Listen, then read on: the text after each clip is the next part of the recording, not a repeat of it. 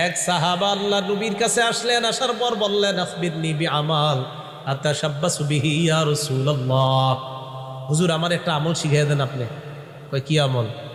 ইন্না শারাইআল ইসলামি কদ কাসুরাত আলাইয়া। হুজুর ইসলামের এত বিধিবিধান আমি মনে রাখতে পারি না।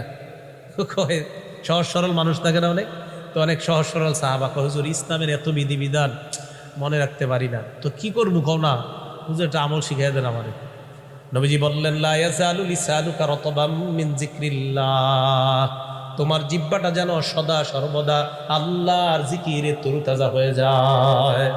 জিহ্বা যদি সজীব থাকে, জিহ্বা যদি তাজা থাকে, জিহ্বা যদি জিকিরের মাধ্যমে ভিজা থাকে, আশা করা যায় মরণের পর নাজাত পেয়ে যাবে, আল্লাহর জান্নাতের মেহমান হয়ে যাইবা। তাহলে জিকিরের মাধ্যমে অন্তর প্রশান্ত বানানোর চেষ্টা করবেন। আর সারা জীবন মনে রাখবেন আল্লাহর কাছ থেকে তিনটা সম্পদ চেয়ে নিবেন। বলেন কয়টা?